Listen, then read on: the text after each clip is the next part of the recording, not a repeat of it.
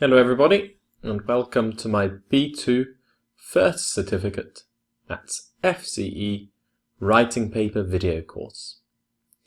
In this video lesson we're going to be looking at the writing part 2, and specifically writing emails. So I will show you an example email question. We will then look at some advice for writing emails.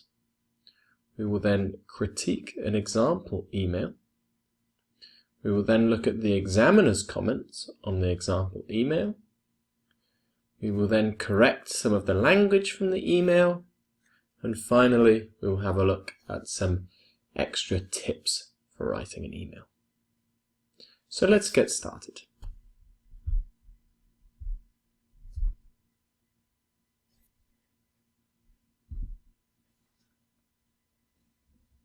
Here is an example email question, which has come from the Cambridge English First Handbook for Teachers. This is a really useful document which we'll be using in this lesson, and you can access it by typing this web address here into your web browser, for example Google Chrome or Mozilla Firefox, etc. And then if you turn to page 31, you will see this question on that page. And it says, "You have received this email from your English-speaking friend David. The subject is a touring holiday. Some college friends of mine are visiting your area soon for a week's touring holiday. They would like to travel around and learn about your local area and its history. Can you tell me about some of the places they could visit? What's the best way to travel around? Car, bike, or coach? Thanks, David."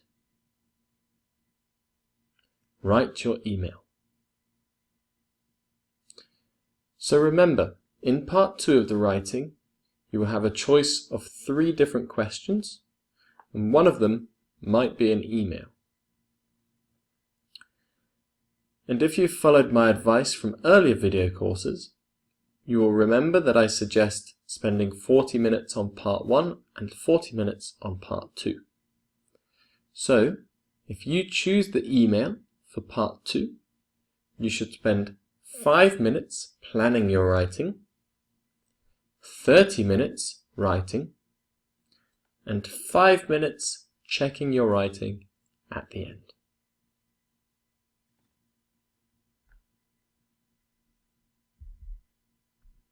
And here is some more advice from the same Cambridge English First Handbook for Teachers document. It says, "An email or a letter is written in response to the situation outlined in the question." So you need to read the question and then write your response, depending on that situation. And it will tell you whether it's your friend or someone else. Letters and emails in the Cambridge English First writing paper will require a response which is consistently appropriate in register and tone for the specified target reader.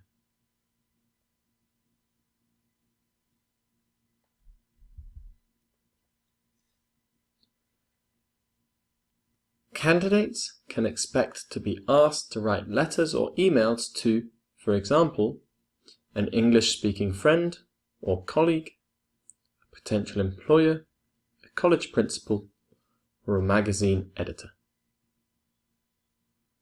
So, this means that how you write and the language you use depends on who you are writing to. If you are writing to a college principal, the language you need to use will be different to if you are writing to an English-speaking friend. If you're writing to a college principal, you will need to use more formal language. For example, if it's to an English-speaking friend, you can use more informal language.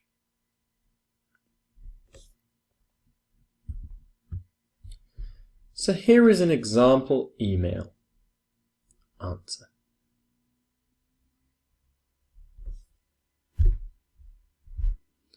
And this has been written in response to the question we saw a couple of pages ago. And if it's difficult to read here, you can look at this email by typing in this web address into your internet browser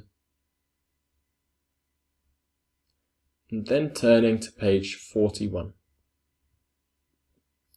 So you might want to pause this video now, type this web address in and turn to page 41. And when you're ready, press play.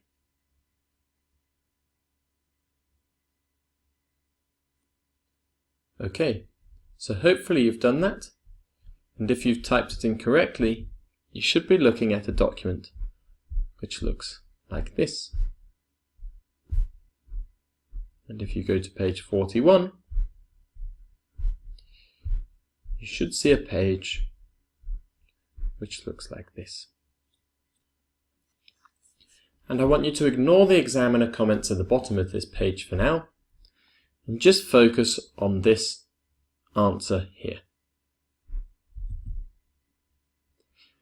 And what I'd like you to do is to read this answer, and while you're reading it, I would like you to write down your marks and your comments on a sheet of paper for each of these 4 marking criteria.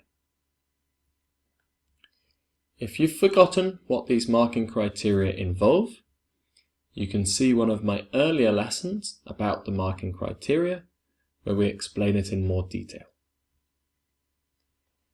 But what you should do is you should read that document on the other page, copy this table down, and then give a mark from 1 to 5, 1 being bad and 5 being good, for each of the subscales: content, communicative achievement, organization, and language. And then write your comments. Why do you think it's good or why do you think it's bad for each of those subscales?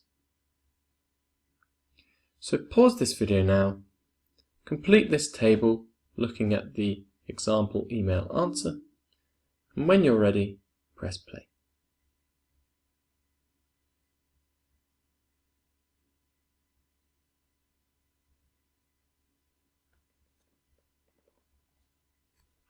Okay, so hopefully you've done that. And now we can have a look at the real examiner comments here. So what you should do now is you should pause the video again and you should compare what you've written and the marks that you gave with this examiner's comments and marks here. And then you should have a read of the examiner's comments in more detail, because it will really be useful in getting you to understand what the examiners are looking for when writing an email in the exam. So pause this video now, compare these comments with your own and the marks with your own, and when you're ready, press play and we will continue.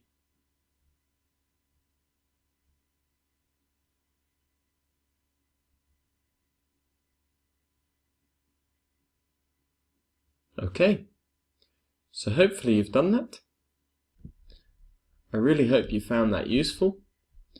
And now what we can do is we can have a look at some of the language mistakes from this email. So, I've written down some sentences here from the example email. And what you need to try and do is to find the errors or the mistakes in these sentences. The mistakes could be spelling mistakes, or they could be to do with the grammar, or the understanding of the sentence. So pause this video now, try to find the mistakes in these sentences, and when you're ready, press play.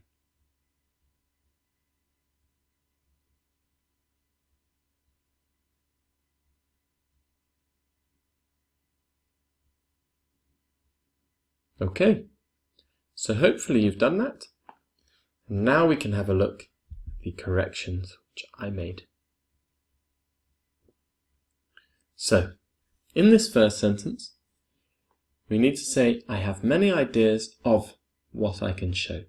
You need the preposition of. And also, after the word tell, we always use an object in English. So you need to say, tell them. We need to specify which views for the next question, for the next sentence. So we need to say, and the views. In the next one, the word also should be before the verb.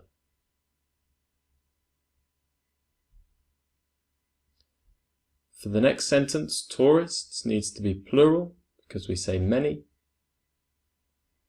For the sentence after that, sunbathe needs to have an E on the end.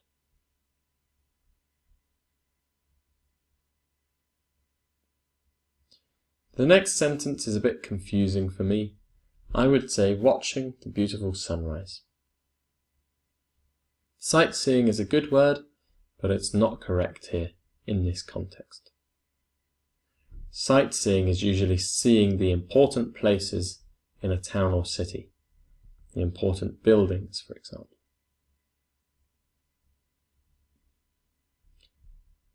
The best memory, not memorize.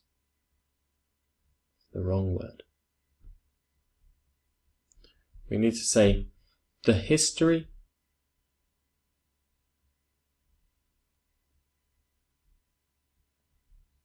we always say the history of something. We need the article before museum in the next sentence because it's a singular noun, so we need the article a before it. A museum. The next sentence, discounts needs to be plural because we say some, which means more than one. So some is with plural. Some discounts.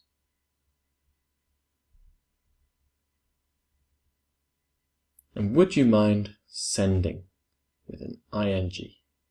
After would you mind, we always use a verb with an ing. Would you mind doing this? Would you mind going? Would you mind sending? Etc. Okay. Here are some extra points to think about for the email part of the exam. Should you write in formal or informal language? Well, that depends on who you are writing to. It depends on your target reader. So you need to read the question and then decide whether your language should be formal or informal. Should you use paragraphs? Yes, you should. Paragraphs, introductions, and conclusions are really important for every part of the writing.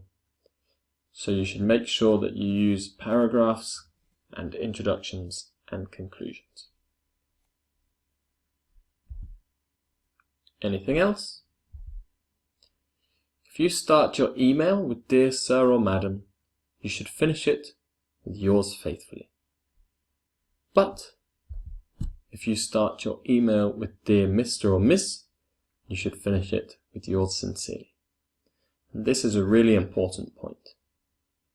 Dear Sir or Madam, Yours faithfully. Dear Mr. or Miss, Yours sincerely.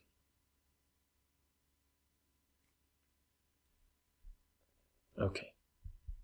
So for homework, you should write your own answer to the question from this lesson, which you can find on page 31 of the Cambridge English First Handbook for Teachers, which if you haven't opened already, you can access by typing this web address into your internet browser. And then, if you write your answer on computer, you can send it to questions@studentlanguages.com, and I will put it on my website with my critique based on official writing marking criteria.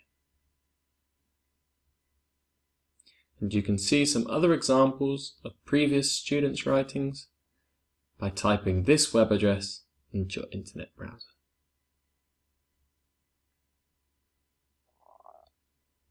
Finally, you should read the Cambridge English First Handbook for Teachers. The whole document is really useful for preparing for the exam. And if you would like to book live lessons with me, you can go to this web page here, fill out the form, and I will be in contact with you about my lessons.